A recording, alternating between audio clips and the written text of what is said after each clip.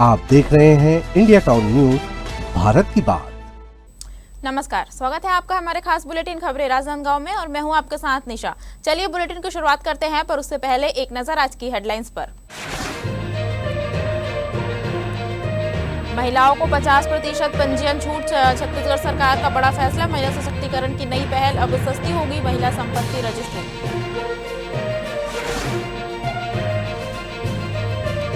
Rajnandgaon station पर गर्मी को मात, मिस्ट कूलिंग सिस्टम बना यात्रियों का नया सहारा। तपिश के बीच ठंडक की सौगात।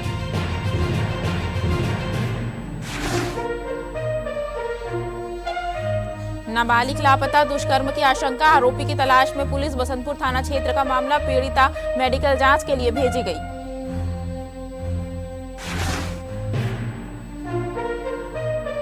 फूलबासन बाई यादव से मिले विधायक, जनप्रतिनिधियों ने जाना हालचाल। महिला सशक्तिकरण पर चर्चा।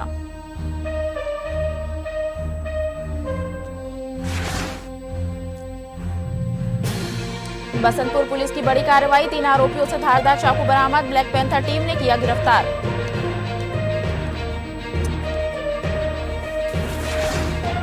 राजनांदगांव शहर के महेश नगर और आशीर्वाद कॉलोनी क्षेत्र में जलभराव की समस्या को देखते हुए महापौर मधुसूदन यादव ने आज स्थल निरीक्षण किया।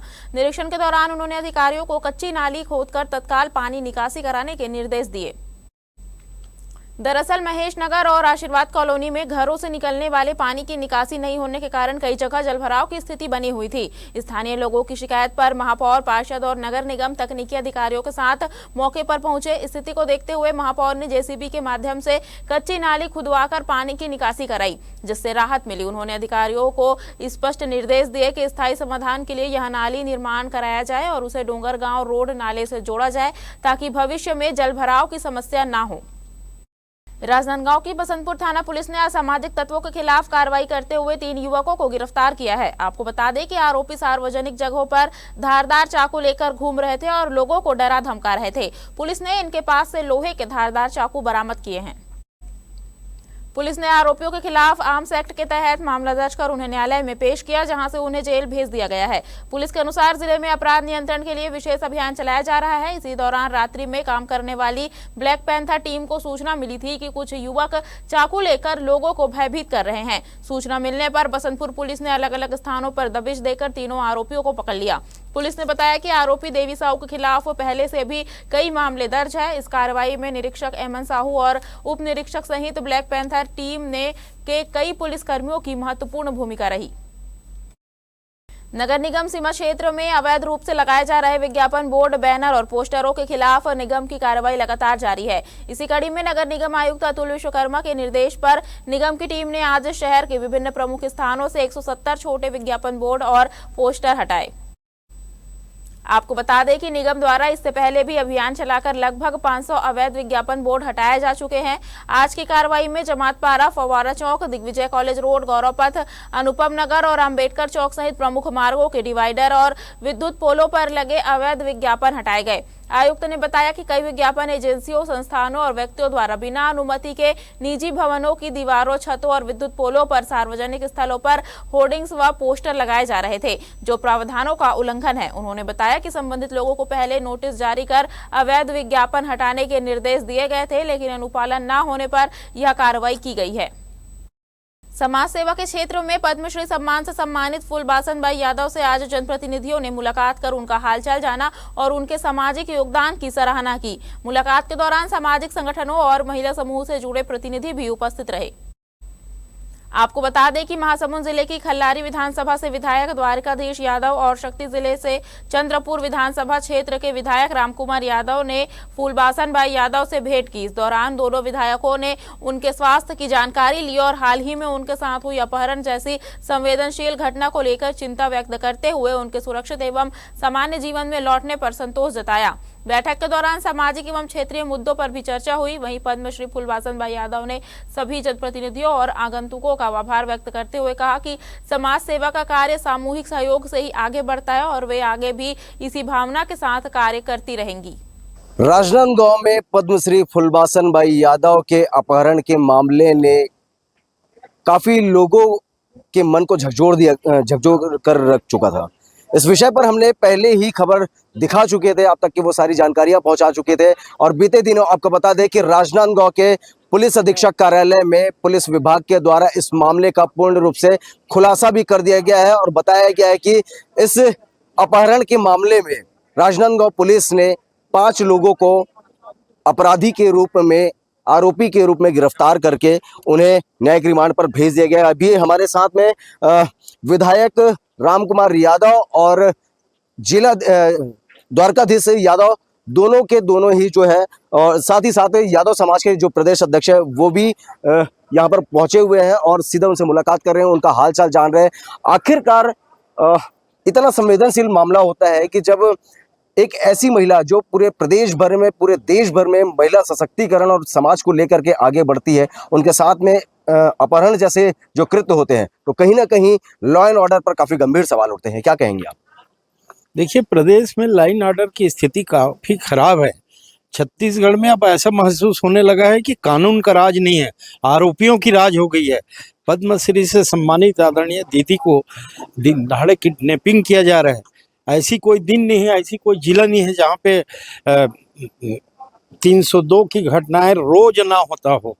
और शासन जो है पूर्णतः विफल है कानून व्यवस्था में। लेकिन चूंकि सरकार से हम मांग करते हैं कि फुलबासन दीदी के अपहरण किया गया और इसमें जांच में बात सामने आएगी और जांच अच्छे से होनी चाहिए। केवल 5 है कि इसमें और कोई बहुत बड़ा षड्यंत्र है, ये भी जांच का विषय है। और चूंकि अभी भी वो षड्यंत्रकारी, जरूरी नहीं है कि दूसरा षड्यंत्र ना करे, इसलिए इनको Z+ की सुरक्षा मिलना चाहिए। चलिए, ये तो Z+ की सुरक्षा की बात हो गई। राम कुमार यादव जी विधायक अभी हमारे साथ में मौजूद है। विधायक जी, कहीं ना कहीं देखा जा रहा है कि लॉ एंड ऑर्डर की जब बात उठती है और महिला सुरक्षा, महिला सशक्तिकरण की जब बात उठती है तो खास तौर पर देखा जाता है कि अभी पिछले कुछ समय में ही लगभग 86 घंटे के भीतर में 6 हत्याओं का मामला दुर्ग जिले से सामने में आया है और साथ में अब राजनांदगांव में फुलबासन भाई यादव के किडनैपिंग का मामला सामने में आया है, उनको अगवा करने का मामला सामने में आया है। तो इस प्रकार से सुरक्षा बतौर पूरे प्रदेश में किस तरीके की लॉ एंड ऑर्डर होनी चाहिए? देखिए, सर्वप्रथम तो मैं फुलबासन दीदी जो आयरन लेडी है, गरीबों की मसीहा है, जो अंतिम छोर की महिलाएं, जो जिसका पति गुजर गया, घर परिवार में बकरी भेड़ी चरा रहे हैं, वो भी फुलबासन दीदी को याद करके अपने मनोबल को बढ़ा कर रखती है कि मेरी रक्षा करने के लिए, मुझे संगठन के माध्यम से कुछ व्यवसाय देने के लिए मेरे दीदी फुलबासन दीदी है, ऐसा सोच करके जिसके बारे में सोचते हो। लेकिन हम लोग छत्तीसगढ़ में एक अंतिम छोर में बेटी जो ऐसे अभाव में जीवन जी थी, उसका नाम फुलबासन, लेकिन उन्हें हिम्मत नहीं आ रहा। उन्होंने सोचा कि मैं भले गरीब हूं लेकिन मैं छत्तीसगढ़ के और पूरे भारत के उस महिलाओं को आगे बढ़ाऊंगा जो सोचती है कि मेरा कोई नहीं है। ऐसे जो अपने जीवन को समर्पित कर भावना से काम किए। सरकार कोई भी आए गए, हर पार्टी बोले कि आप विधायक बन जाओ, MP बन जाओ, हम उससे खुद गवाही हैं। मैं उनका छोटा भाई की तरह रहता हूँ। हमारे द्वारकाधीश है, हमारे जो है रमेश यादव जी है, हम खुद कहते हैं कि आपको राजनीतिक में आना चाहिए, विधानसभा जाना चाहिए, लोकसभा चाहिए, लेकिन वो क्या बोलते हैं, मैं अगर विधायक रहूंगा तो क्षेत्र में रहकर बन जाऊंगा, एक पार्टी में रहकर बन जाऊंगा, लेकिन मैं पूरे प्रदेश और पूरे देश में घूम करके हर पार्टी के, हर समाज के गरीबों के लिए काम करूंगा। ऐसा सोच रखने वाली आज फुलबासन दीदी के कोई किडनैप किया जाता है। आज कितना बड़ा उसके पीछे में कोई आदमी है, एक सिपाही भेज दिए हैं साहब। और हम देखते हैं आप हम सब कि इस देश को, व्यवस्था को, हम किसी के खिलाफ नहीं, न किसी जाति के, न धर्म के। कोई जाकर कहीं पर कथावाचक है, उसके आगे पीछे, सामने पीछे इतने सरकार का फोर्स लग जाते हैं कि कहीं पर जरूरत है, कहीं पर दंगा फसाद होगा, वहां पर कोई फोर्स नहीं, लेकिन कोई आदमी आकर के कहीं पर 2 शब्द प्रवचन करते हैं, उसके आगे पीछे पूरे चारों तरफ पुलिस के छावनी लग जाते हैं। लेकिन एक ऐसा महिला जो गरीबों के लिए आंसू पोंछने के लिए अपन जीवन कुर्बान कर दिए, उसके बड़े इतने बड़े घटना हो गई। मैं तो कहता हूं अभी इसको Z+ से उस ऊपर सिक्योरिटी मिलना चाहिए। मैं तो पूरी बात अभी मैंने कहा है कि इनको भाई पूरे प्रदेश में, प्रदेश में ही नहीं पूरे देश में एक ऐसी महिला है जिसने गरीब महिलाओं को, बड़े बड़े महिलाओं को नहीं, गांव में रहने वाले, गोबर बीनने वाले को, गोबर चराने वाले, गाय चराने वाले को, बकरी चराने वाले, ऐसे जो गरीब गरीब महिलाएं, उनको उठा करके आर्थिक उत्थान की मेरे को तो लगता है इसके पीछे बहुत बड़ा षड्यंत्र है, किसी अच्छे लोगों का हाथ है कि ये हमारे व्यापार को नुकसान पहुंचा रही है, ये हमारे अपने उसमें नुकसान पहुंचा रही है, इसको क्यों ना निपटा दिया जाए ताकि हमारा व्यापार अच्छा चले। मैं सरकार से मांग करता हूं कि इसका सूक्ष्मता से न्यायिक जांच कराए और न्यायिक जांच करा के सही ढंग से उसकी बात को निकाले कि सच्चाई क्या है। सरकार की जो योजना चलती है उसके दीदी ने बताया था जब हमने बीते दिन बात किए थे उनसे, तो बिहान योजना के तहत में कुछ काम था जो उनको टेंडर वगैरह लेने की ऐसी कुछ बात ये छोटी मोटी चीजों के लिए इतना बड़ा घटना नहीं करेगा। टेंडर वेंडर के लिए इतना बड़ा घटना किया है ना, कोई बहुत बड़ी बात होगी, लेकिन ये जब न्यायिक जांच होगी ना, अंदर तक जब बात जाएगा तब पता चलेगा। हमारा कहना है कि इनको पूर्णतः सुरक्षा दी जाए और आप मंत्री का दर्जा दे के जैसे और लोगों को देते हैं जिनका कहीं कुछ नहीं, उनको दर्जा दे करके 20-20 ठो गार्ड दे के रखे हैं, इनको कम से कम उतना पूरा व्यवस्था दें। Z+ नहीं दे सकते तो Y+ सुरक्षा दे दें। कहीं न कहीं फुलवासन भाई यादव जो कि महिला सुरक्षा और महिला सशक्तिकरण के नाम पर पूरे छत्तीसगढ़ ही नहीं बल्कि पूरे भारत देश में पद्मश्री के सम्मान से नवाजा गया है, और आज उनके साथ में इस तरीके की जो घटना होती है, अपहरण के जो मामले सामने में आते हैं, इसमें पूरा देश हिल जाता है। इस विषय पर पुलिस विभाग ने पहले ही प्रेस कॉन्फ्रेंस करके 5 लोगों की गिरफ्तारी दर्ज कर चुकी है और अब ये मामला राजनीतिक तूल पकड़ते जा रहा है। सुरक्षा बतौर फुलवासन भाई यादव के पास में Z+ या Y+ सिक्योरिटी की सुरक्षा की मांग कर रहे हैं, और वहीं राजनीतिक दल के लोग इन पर एक षड्यंत्रकारी साजिश बता रहे हैं। इस खबर पर फिलहाल इतना ही। देश प्रदेश की अन्य खबरों को लेकर के देखते रहिए इंडिया टाउन न्यूज भारत की बात। फिलहाल मुझे दीजिए इजाजत, नमस्कार। फिगर तो मैं ये बोलूँ कि जो भी राजनीतिक दल के हो, जनप्रतिनिधि हो, समाज सेवा हो, संस्था हो या सामाजिक यादव समाज, ये सब पूरे समाज के जो बोले थे, तो शायद आज मोला भी ऐसे एहसास होते कि कम से कम आज तो कुछ भी करके बच ही गया, लेकिन कल आने वाले समय में का हो जाए खबर की वास्तव में ये घटना कोई छोटे मोटे घटना नहीं है, और ये एक फुलवासन दीदी के बात नहीं, यहाँ कई महिला के साथ ऐसे घटना हो सकते हैं। और एक बार तो मैं चाहूँ कि सरकार एक ऊपर गंभीरता से जांच करे, देखे कि मोला भी जाने कि 27 साल से का घर में बैठ के ही गाड़ी के या फिर कुछ के में स्वयं के गाड़ी से जब 27-28 साल तक समाज सेवा करोड़ रुपया पैसा समाज में समर्पित कर सकता हूँ, तो कम से कम पैसा एक अलग जगह है लेकिन सुरक्षा एक अलग जगह है। वक्त हो चुका है छोटे से ब्रेक का, बनी रहिए इंडिया टाउन न्यूज के साथ। कभी कभी चेहरे का छुपा दर्द दुनिया नहीं देख पाती है। दाग, मुहासे, झाइयां सब आपके आत्मविश्वास को कम कर देता है, पर अब नहीं, क्योंकि Rukhsana glow and fair face pack जो दे आपकी स्किन को वो प्यार जो सिर्फ प्रकृति दे सकती है। हर लेयर को साफ करे, हर दाग को करे हल्का और आपकी मुस्कान फिर से लौटाए, because you deserve to glow naturally. Rukhsana herbal beauty product Amazon, Meesho और फ्लिपकार्ट में भी उपलब्ध। छत्तीसगढ़ में महिलाओं के लिए संपत्ति के रास्ते अब पहले से ज्यादा आसान और सस्ते हो गए हैं। राज्य सरकार ने एक बड़ा फैसला लेते हुए महिलाओं के नाम पर होने वाले संपत्ति पंजीयन पर 50% तक शुल्क में छूट देने की घोषणा की है। यह कदम सीधे तौर पर महिला सशक्तिकरण की दिशा में एक मजबूत पहल माना जा रहा है। 2026-27 की विधानसभा बजट सत्र में छत्तीसगढ़ के वित्त मंत्री OP चौधरी के द्वारा एक घोषणा किया गया था, जिसमें साफ तौर पर कहा गया था कि अगर किसी संपत्ति या जमीन का मालिकाना हक किसी महिला के नाम पर होता है तो उन्हें 50% की रजिस्ट्री शुल्क पर छूट दिया जाएगा। मगर काफ़ी लंबे वक्त के बाद आज इस घोषणा को अमल करने के लिए और महिलाओं की आत्मनिर्भरता को आगे बढ़ावा देने के लिए छत्तीसगढ़ सरकार ने ये अहम फैसले को अब जमीनी स्तर पर उतार दिया गया है। आपको बता दें कि आज छत्तीसगढ़ सरकार की तरफ से एक राजपत्र जारी किया गया है, जिसमें साफ तौर पर कहा गया है कि छत्तीसगढ़ पे महिलाओं को सशक्त और जमीनी स्वामित्व पर महिलाओं के रजिस्ट्री शुल्क पर 50% की छूट को जमीनी स्तर पर उतार दिया गया है। अब ये घोषणा जो है वो छत्तीसगढ़ प्रदेश के हर एक जिलों पे लागू हो चुका है। इस विषय को लेकर के महिलाओं में भी खुशियां देखी जा रही है, और साथ ही साथ इस खबर पर आपको बता दें कि इंडिया टाउन न्यूज़ ने लगातार इस खबर को पहले प्रकाशन किया है और तब जाकर के आज इसकी घोषणा जमीनी स्तर पर देखी जा रही है। आपको बता दें कि पिछले जो खबरों पे हमने दिखाया था कि जिस तरीके से जब घोषणाएं हो जाती है तो उसको अमल करने के लिए, उसको लागू करने के लिए कई सारी प्रक्रियाओं से गुजरना पड़ता है। तो वो सारी प्रक्रिया आज पूर्ण कर ली गई है और अब इसको महिलाओं के हित में देते हुए इस घोषणा को, इस लाभ को महिलाओं तक के पहुंचाने के लिए इसे लागू कर दिया गया। जानेंगे और समझेंगे, लोगों से भी बात करने की कोशिश करेंगे कि इस विषय को लेकर के उनके क्या कुछ कहने रहते हैं और सरकार की इस फैसले पर कितने वो खुश नजर में आते हैं।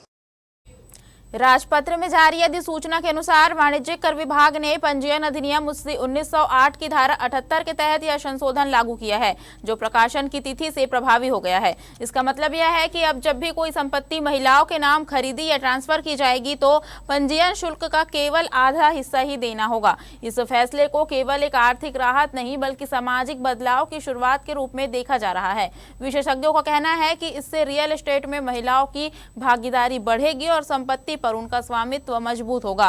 परिवारों में भी महिलाओं की आर्थिक भूमिका और अधिक सशक्त होगी। कुल मिलाकर यह निर्णय सिर्फ एक छूट नहीं बल्कि महिलाओं को मालिकाना हक की ओर एक बड़ा कदम माना जा रहा है, जिससे आने वाले समय में हजारों महिलाओं के जीवन में सकारात्मक बदलाव देखने को मिल सकता है।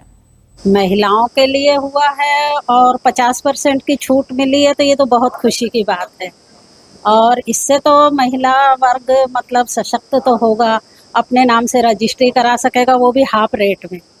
तो बहुत अच्छी बात है। इसके लिए तो मैं सरकार का, मोदी जी का और छत्तीसगढ़ सरकार का मैं धन्यवाद करना चाहूँगी। बहुत बहुत धन्यवाद। जी, आज से महिलाओं को रजिस्ट्री फीस में 50% की छूट दे दी गई है, जो पहले 4% था, अब 2% है महिलाओं के पक्ष में।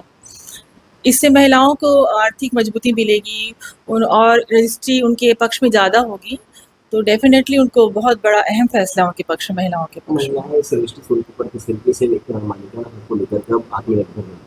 जी बिल्कुल, डेफिनेटली उनके हक में रजिस्ट्री होगी तो मालिकाना हक उनको मिलेगा, आर्थिक रूप से मजबूत होंगी, तो बहुत बड़ा फैसला है सरकार का।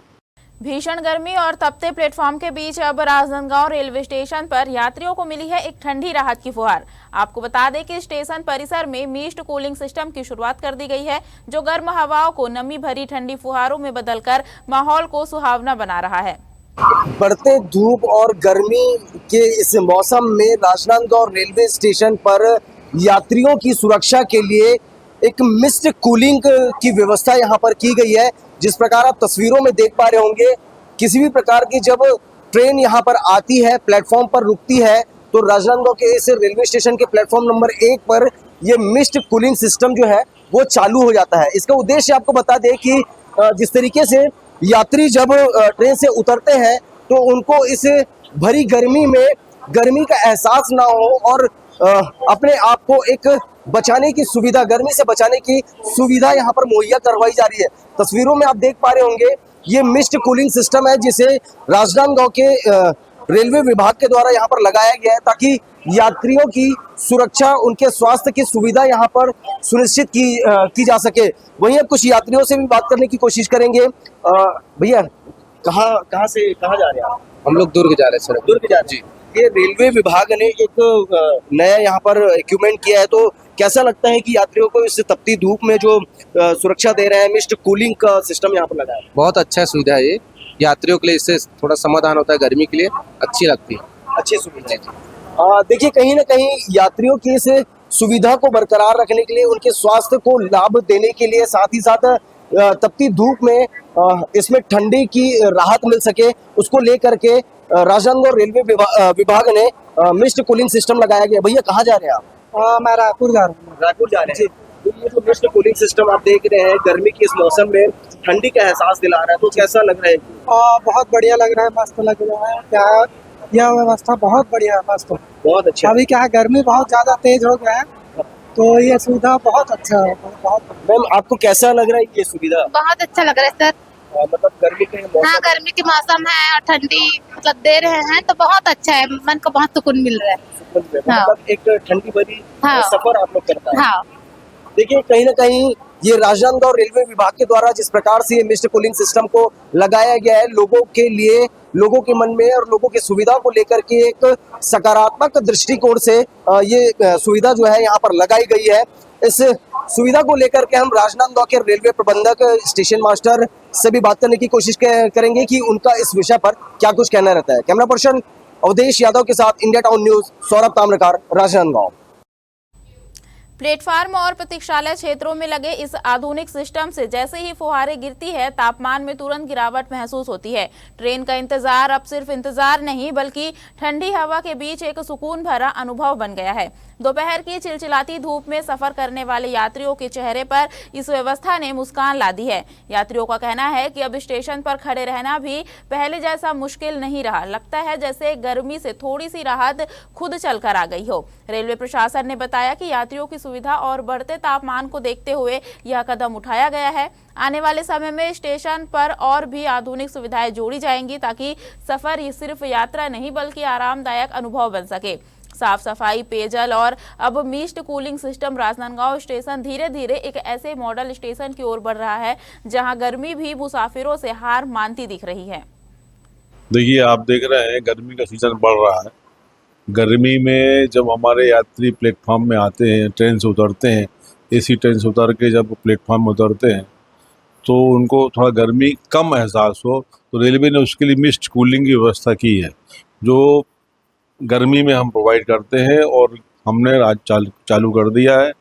हमारा प्लेटफॉर्म नंबर 1 में मिस्ट कूलिंग चालू हो चुका है। 2 और 3 में कुछ रिपेयर वर्क चल रहा है, कुछ दिन में 1-2 दिन में चालू हो जाएगा। भगवान परशुराम जयंती के अवसर पर सर्व ब्राह्मण समाज छत्तीसगढ़ द्वारा आयोजित महत्वपूर्ण बैठक में राजनांदगांव निवासी एवं व्याख्याता सुशील नारायण शर्मा को दुर्ग संभाग का संभागीय सचिव नियुक्त किया गया। यह घोषणा प्रांतीय अध्यक्ष सुरेंद्र शर्मा द्वारा की गई। बैठक में प्रांतीय सचिव लखन शर्मा सहित बड़ी संख्या में समाज के पदाधिकारी एवं सदस्य उपस्थित रहे। सभी ने नवनियुक्त संभागीय सचिव सुशील शर्मा को बधाई एवं शुभकामनाएं दी। नियुक्ति के बाद सुशील शर्मा ने कहा कि वे समाज के हर वर्ग के सुख दुख में सहभागी बनकर कार्य करेंगे। उन्होंने विशेष रूप से गरीब और उपेक्षित वर्ग के लिए समर्पित भाव से काम करने और समाज की एकजुटता और विकास के लिए निरंतर प्रयास करने का संकल्प लिया। गौरतलब है कि सुशील नारायण शर्मा मूल रूप से डोंगरगढ़ ब्लॉक के ग्राम बिल्हारी निवासी पंडित प्रसाद शर्मा के बड़े बेटे हैं। वर्तमान में वे शासकीय उच्चतर माध्यमिक शाला सुरगी में व्याख्याता के पद पर कार्यरत है और शालेय शिक्षक संघ राजनांदगांव के जिला उपाध्यक्ष भी है। वरिष्ठ अधिकारियों के मार्गदर्शन में पुलिस टीम केसीजी द्वारा थाना छुईखदान क्षेत्र के ग्राम ओटेबंद और पंडरिया में जन जागरूकता कार्यक्रम चलाया गया। कार्यक्रम के दौरान आमजन एवं जनप्रतिनिधियों को साइबर फ्रॉड से बचाव, नए आपराधिक कानूनों की जानकारी, महिला एवं बच्चों की सुरक्षा और यातायात नियमों के पालन के प्रति जागरूक किया गया। इसके साथ ही पुलिस टीम ने आवारा मवेशियों के कारण लगातार हो रही सड़क दुर्घटनाओं को रोकने के लिए ग्रामीणों से मवेशियों को सुरक्षित स्थानों पर रखने की अपील की। पुलिस अधिकारियों ने कहा कि थोड़ी सी लापरवाही बड़ी दुर्घटना का कारण बन सकती है। कार्यक्रम में लोगों को बताया गया कि किसी भी प्रकार की साइबर धोखाधड़ी होने पर तुरंत साइबर हेल्पलाइन नंबर पर शिकायत करें या पोर्टल पर ऑनलाइन शिकायत दर्ज कराएं। वहीं ग्रामीणों को पॉक्सो एक्ट की जानकारी देते हुए बच्चों की सुरक्षा को लेकर भी जागरूक किया गया। केसीजी जिले के 221 ग्राम पंचायतों में आज ग्राम रोजगार दिवस, चावल महोत्सव एवं आवास दिवस का संयुक्त आयोजन उत्साहपूर्वक संपन्न हुआ। कार्यक्रम में बड़ी संख्या में ग्रामीण शामिल हुए और विभिन्न जन कल्याणकारी योजनाओं की जानकारी दी। कलेक्टर इंद्रजीत सिंह चंद्रवाल के मार्गदर्शन में आयोजित इस कार्यक्रम में मनरेगा, प्रधानमंत्री आवास योजना, ग्रामीण सहित कई योजनाओं पर विशेष फोकस किया गया। रोजगार दिवस के अवसर पर जल संरक्षण को लेकर ग्रामीणों को जागरूक करते हुए नवातरिया, आय जरिया, आजीविका डबरी, निजी सोख्ता गड्ढा और रेन वाटर हार्वेस्टिंग जैसे कार्यों को मिशन मोड में करने के लिए प्रेरित किया गया। दरअसल जिले में जल संरक्षण और संवर्धन से जुड़े सैकड़ों कार्य कराए जा रहे हैं। इनमें बोरवेल रिचार्ज के लिए रेत फिल्टर निर्माण, तालाब निर्माण, कृषि तालाब, गेबियन चेक डैम और सिंचाई कुओं के निर्माण जैसे कार्य शामिल है। इसके अलावा कार्यक्रम के दौरान स्वयं सहायता समूहों की महिलाओं को आजीविका गतिविधियों से जोड़ने, जियो टैंकिंग और मांग आधारित नए कार्यों को प्राथमिकता देने पर भी चर्चा की गई। खैरागढ़ जिले में आंगनबाड़ी सहायिका भर्ती प्रक्रिया के बीच एक कथित फर्जी अंकसूची का मामला सामने आने के बाद शिक्षा विभाग और प्रशासनिक व्यवस्था दोनों सवालों के घेरे में आ गए हैं। मामला ग्राम कानीमेरा की निवासी पूर्णिमा गोंड से जुड़ा है, जिसका कक्षा 8वीं सत्र 2011-12 की अंकसूची में कथित रूप से अंकों में बदलाव किए जाने का आरोप लगा है। इस पूरे मामले में माध्यमिक शाला के निलंबित प्रधान पाठक किशोर शर्मा का नाम सामने आने से विवाद और गहरा गया है। आरोप है कि भर्ती प्रक्रिया में लाभ दिलाने के उद्देश्य से मूल अंक सूची में संशोधन कर अंक बढ़ाकर प्रस्तुत किए गए। बताया जा रहा है कि प्रारंभिक अंक सूची में केवल ग्रेडिंग दर्ज थी, जबकि बाद में जमा दस्तावेज में प्राप्तांक बढ़े हुए पाए गए हैं। दरअसल ग्राम पंचायत कानीमेरा में आंगनबाड़ी सहायिका के रिक्त पद के लिए चयन प्रक्रिया चल रही थी, जहां उम्मीदवारों का चयन प्राप्त अंकों की मेरिट के आधार पर होना था। दावा आपत्ति के दौरान अंक सूची में विसंगति सामने आने पर मामला जांच तक पहुंचा। ग्रामीणों और स्थानीय लोगों ने इस पूरे घटनाक्रम को भर्ती प्रक्रिया की निष्पक्षता और पर सीधा हमला बताया है। वहीं आरोपों पर अपनी सफाई देते हुए किशोर शर्मा ने कहा कि यह जानबूझकर किया गया हेरफेर नहीं, बल्कि योग संबंधी तकनीकी त्रुटि थी। उन्होंने दावा किया कि रिकॉर्ड मिलान के बाद संशोधित अंक सूची विभाग को भेजी गई थी। इधर महिला एवं बाल विकास विभाग छुईखदान के परियोजना अधिकारी ने पुष्टि की है कि दावा आपत्ति मिलने के बाद दस्तावेज जांच के लिए भेजे गए थे, जहां त्रुटि पाए जाने की पुष्टि हुई है। उन्होंने कहा कि जांच से रिपोर्ट चयन समिति के सामने रखी जाएगी और उसी आधार पर आगे की कार्रवाई होगी। हमारे खास बुलेटिन खबरें राजनांदगांव में फिलहाल इतना ही। अब मुझे दीजिए इजाजत और आप देखते रहिए इंडिया टाउन न्यूज भारत की बात। नमस्कार। आप देख रहे हैं इंडिया टाउन न्यूज भारत की बात।